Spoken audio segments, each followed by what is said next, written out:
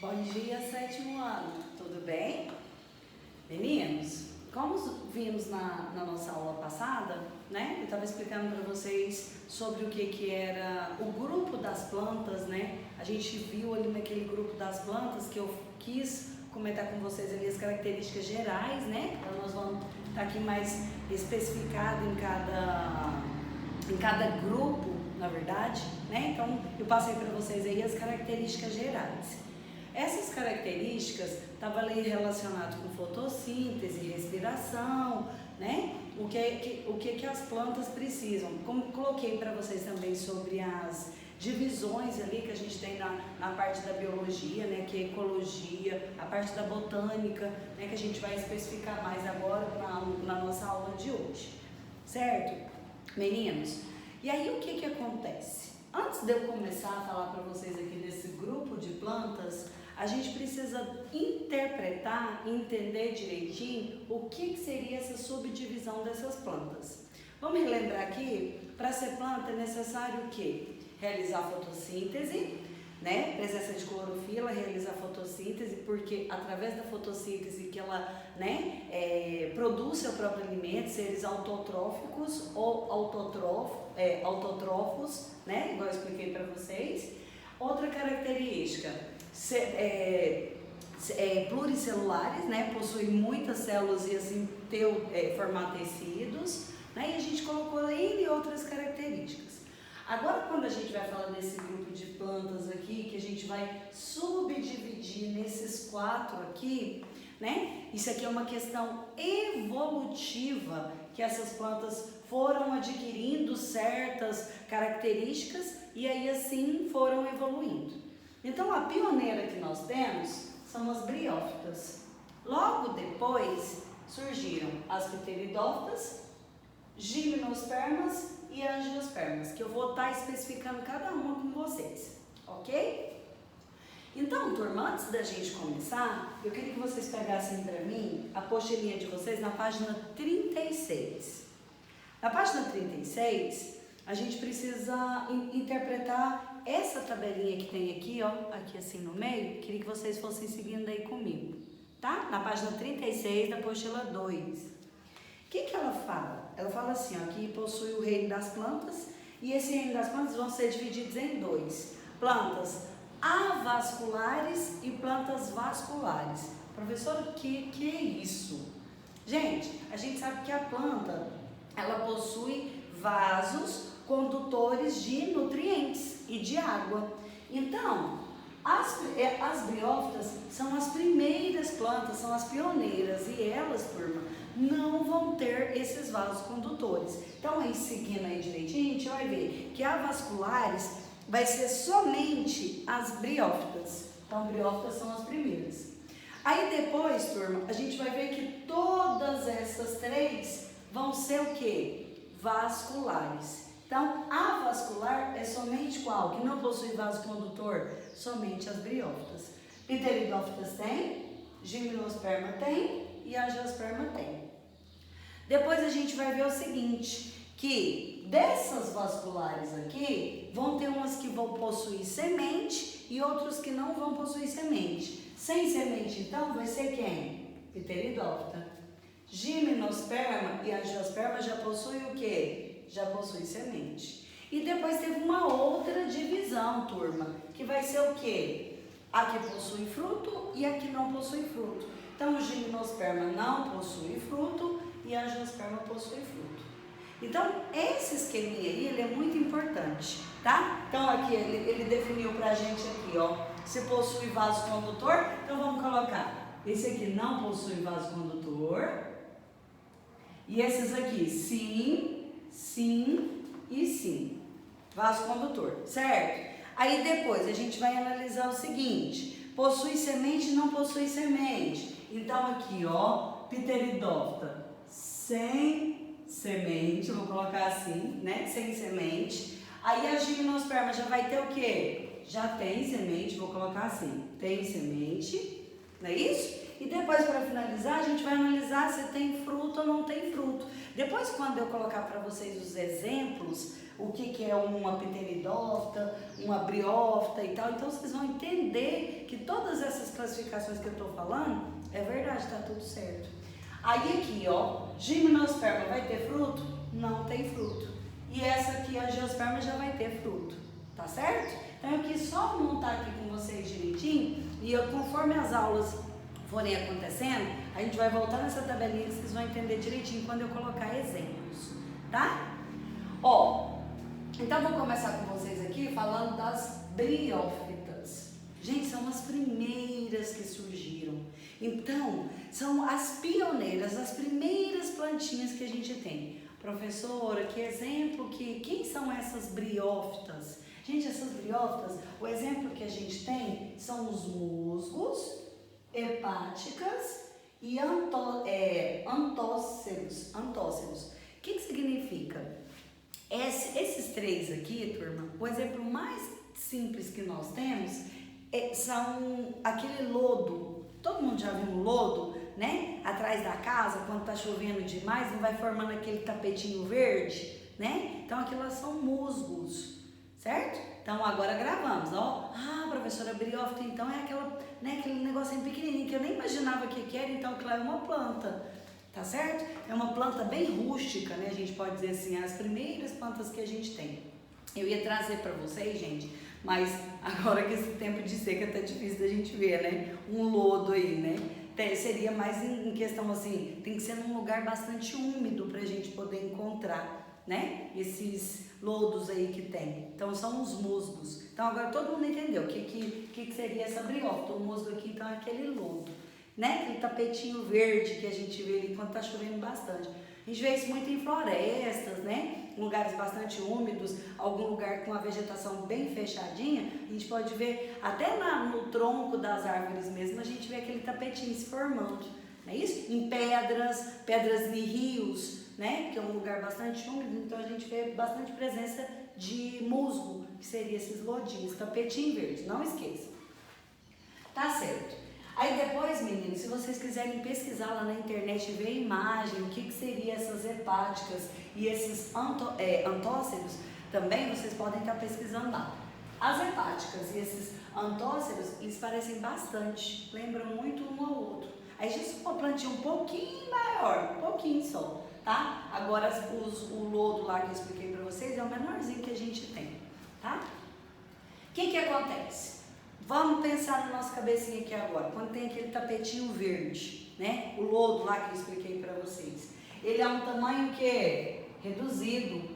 Por que essas plantinhas são tão pequenininhas? Porque elas não possuem vasos condutores. Gente, as plantas elas precisam de água, elas precisam de nutrientes, elas precisam se alimentar. Porque caso contrário, elas não vão sobreviver. Então, o que acontece? Essas plantas, gente, ela vai ter tamanho reduzido porque elas não possuem vasos condutores. Porque as plantas que possuem vasos condutores, elas podem ser grandonas, porque vai ter vaso para poder nutrir, né? Vai ter vasos para levar água e levar nutrientes também. Entendido? Então, por que as briófitas são pequenininhas? Lembra que eu expliquei para vocês? Que umas possuem vaso condutor e outra não. Então a briófita é a único tipo, certo? Que não possui vasos condutores de seiva, ou seja, de água, de nutrientes, avasculares. A vem de não possui vaso, ok? Aí depois, gente, outra característica importante das briófitas, ela mantém a umidade do solo. Então aqueles tapetinhos verdes ali de lodo, né, que eu falei para vocês, querendo ou não, eles são importantes, porque eles vão manter o quê? A umidade. E a gente sabe que manter a umidade do solo ali é importante, porque vai estar, se está úmido, ele vai estar, né, apto vai estar fértil, a gente pode dizer assim, né, vai estar apto a qualquer... O solo vai estar fértil, vai estar bom para plantação, para qualquer outra coisa, tá certo? Então aqui, ó, mantém a umidade do solo, isso é bom para deixar aquele solo rico, aquele solo fértil, ok? Depois, a gente vem aqui, ó, gente, abrigo para animais. Então, gente, essas plantinhas, né, no caso aí que eu tô falando para vocês, esses musgos, essas plantinhas pequenininhas, querendo ou não, ela é abrigo para certos animais. animais se esconder ali naquele cantinho, morar ali naquele cantinho ali também é importante, porque tem animais que gostam de ficar em lugares úmidos, né, que tem essa necessidade. E querendo ou não também, gente, essas briófitas servem de alimento para alguns animais, alguns tipos de peixes, né, tem alguns mamíferos, alguns pássaros, né, que vão se alimentar dessas briófitas aqui também, importante. Já comentei com vocês que ela é a espécie pioneira. O que é a espécie pioneira? Foram as primeiras plantas que surgiram, né? Tanto é que as características delas são características mais arcaicas, né? Mais antigas. Então a gente pode dizer que é a espécie pioneira. Outra coisa importantíssima, lembra de eu comentar com vocês que elas são plantas o quê? Avasculares, ou seja, não possui vaso condutor.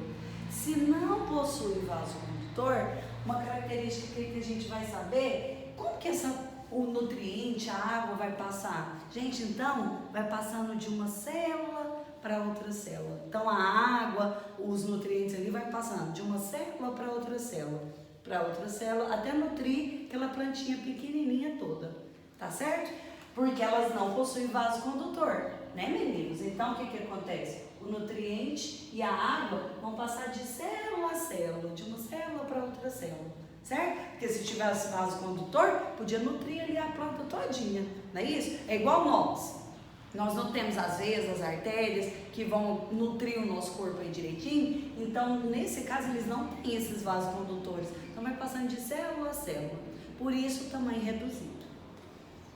Depois, gente, ela é uma planta tão assim antiga, né, arcaica, igual eu expliquei para vocês, que não apresenta raiz, caule e folha verdadeiros. Gente, então a hora que eu bater o olho ali no musgo, ele não vai ter essas características verdadeiras.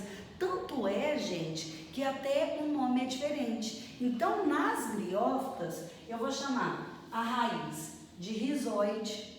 Mas até que o nome é bem parecido, né? Não tem como achar assim que tá difícil, não. Raiz, rizoide. Caule é chamado de cauloide. E as folhas são chamadas de filoide, certo? Então aqui, ó, rizoide, cauloide e filoide. Outra coisa importante, esses lugares úmidos que eles moram, né, que eu falei pra vocês que é obrigatório, igual agora, gente, a gente vai achar lodo em qualquer lugar? Não, mas na época da chuva a gente encontra bastante. Então o que acontece? Esses lugares úmidos que eles moram, igual eu expliquei para vocês, vão servir para reprodução e para alimentação. É lógico, né? Igual eu expliquei, eles têm que estar em lugares úmidos porque água e nutriente vai passando de plantinha, de célula para célula. Não foi isso que eu expliquei para vocês? E a reprodução, que eu vou explicar agora, ela necessita muito de água. Isso aqui agora é uma parte muito, muito importante, porque a partir do momento que vocês praticamente aprender isso aqui, lá nas pteridófitas vai ser bem parecido. Então, turma, nas briófitas, a reprodução é chamada de alternância de gerações. Vocês vão ter que gravar isso aqui para mim. Professora, o que é alternância de gerações? É porque a reprodução deles vai ter uma fase assexuada, ou seja, não tem troca de gametas, não tem a parte masculina e a parte feminina para poder fecundar, e tem a parte sexuada, que aí no caso, né, vai precisar do macho e da fêmea, né, para ter novos seres. Então, o que acontece? A reprodução deles, gente, alternância de gerações. Por qual motivo esse nome é alternância de gerações? Porque vai ter uma... Então, quando eu perguntar isso para vocês, o que vocês vão falar para mim? É porque possui uma fase assexuada e uma fase sexuada. A fase assexuada, gente, é quando há liberação de esporos. Assexuada vai ter liberação de esporos. E na reprodução sexuada, a gente vai ver o que? Essa troca de gametas. Então, vamos gravar de novo. Alternância de gerações porque possui as duas fases, assexuada e sexuada. Assexuada é quando há liberação de esporos. E assexuada é quando tem o que? Liberação de gametas. Tá Tá certo, gente? Então vai ter essas duas fasezinhas aqui. Tudo bem? Tá certo. Então agora vamos lá conhecer um pouquinho agora dessas pteridófitas. O que seria pteridófitas? Gente, a pteridófita é muito fácil, acho que toda casa quase praticamente tem, ou na casa da vovó tem, ou na casa da tia, algum lugar vocês já viram. É a samambaia. Pteridófita, então, um exemplo bem típico que nós temos é a samambaia. Outro exemplo que a gente tem, gente, de samambaia, de pteridófita, desculpa, é o xaxim, avencas e cavalinha. Esse xaxim, gente, é aquele local, a mãe sempre compra e coloca plantas naquele local. Parece até uma vasilha, um recipiente, né, que eu posso dizer assim, mas aquilo lá é um xaxim. Depois vocês perguntam para a mamãe direitinho o que seria esse xaxim. O xaxim, gente, ele vem do samambaiaçu. Olha só para vocês verem aqui, né? Samambaiaçu, que é uma espécie de pteridófita. Então eles vão lá, organiza direitinho, faz uma adaptação, retira aquela planta e faz esse xaxim. O que acontece? Esse samambaiaçu, ele é muito típico da Mata Atlântica, tem muito lá na Mata Atlântica. E ele está entrando em extinção, porque o pessoal está retirando muito, né? Retirando, não está plantando novos, então tá em caso de extinção aí, ó. Uma nota para vocês. Gente, depois a gente vai ver que as pteridófitas, agora eu faço uma pergunta. Lembra do lodim lá que eu expliquei para vocês e da samambaia da vovó? Qual que vocês acham que é maior? Pteridófita, né, gente? A samambaia, com certeza, não é? Então, o que acontece? A partir do momento que a planta já é maior, é porque ela possui vaso condutor de água e de nutrientes. Então, já é uma característica aqui importante. A gente vai ver que são plantas maiores porque elas possuem vasos condutores. A briófita aqui já vai ser o quê? Pequena porque ela não possui vasos condutores. Nutriente água tem que passar de célula por célula. Então, pteridófita já é maiorzão. Aí, ó, já até comentei que o terceiro tópico, ó, maior tamanho. Então, elas são maiores porque elas possuem vasos condutores. Outra característica importante, gente, algumas pteridófitas, elas vão possuir um tipo de caule diferente, que é o chamado de rizoma, tá certo? O que seria esse rizoma? Gente, na samambaia mesmo é um típico, eu não sei se vocês já olharam na casa né, algum lugar, até na sua própria casa mesmo tem. Então, o que seria aquele rizoma? O rizoma é assim, ó, você corta um pedacinho, ele vai brotar outro pedacinho de novo, e sempre vai ficar brotando, sabe? É igual a bananeira. A bananeira deu aquele cacho lá, a gente vai lá e corta, logo depois ele pega e vai nascendo outro de novo. Então, esse rizoma é como se ele fosse assim, compridinho, e sempre vai nascendo novas plantinhas ali, né? Vão brotar novas plantas, é mais ou menos assim. Lá também vai ter alternância de gerações. O que seria essa alternância de gerações? Esse aqui agora eu vou explicar um pouquinho melhor para vocês. Todo mundo já viu na samambaia? Se você não viu, tenta procurar na casa da vovó, da tia ou em casa mesmo e dá uma olhadinha atrás da folha da samambaia, cheio de pontinhos, não é, gente? O que acontece? A samambaia, gente, aqueles pontinhos atrás da folha são chamados de soros. Soros, isso mesmo, tá, gente? Aqueles pontinhos lá são soros. Dentro daqueles soros estão lotados de esporos. Então, pontinho preto, soros. Esses soros atrás tá cheio de quê? De esporos. Esses esporos, gente, eles vão chegar a um certo momento, é como se eles explodissem ali, aqueles soros lá, aquelas caixinhas, e lá dentro tá cheio de esporos. Aí o que acontece? Eles vão cair no chão. Então vai lá, tá cheinho, cai no chão. Quando eles caem no chão, gente, e acham um ambiente propício também, porque querendo ou não, as pteridófitas também amam lugares úmidos também, tá? É outra característica. Aí eles vão cair no chão e vai formar um protalo. O que seria esse protalo? Seria essa fase assexuada, né? Lembra de eu falar para vocês que a assexuada é quando eu tô falando de esporos? Lembram? Então ele vai cair no chão e vai formar esse protalo. O protalo seria uma pteridófita bebezinha ali no caso, né? E esse protalo, gente, ele vai surgir um masculino e um feminino. Então caiu no chão, formou protalo. Aí o protalo masculino tem um protalo feminino. Aí, quando tem masculino e feminino, já é reprodução o quê? Sexuada. Aí esse protalo vai cair masculino e feminino ali bonitinho, tudo certo? Aí, o que vai formar no final? Juntou masculino e feminino e vai formar um embrião. Então vai ter uma nova pteridófita. Então vamos relembrar. Pontinho preto atrás, soros. Esses soros, eles chegam um momento que eles vão explodir, né? Ali no caso, vão abrir. Aí vai cair um monte de quê? De esporos. Fase assexuada. Quando esse esporo vai lá cair no chão, ele vai e forma protalo. E esse protalo vai ter um masculino e vai ter um feminino. Fase sexuada, quando tem masculino e feminino.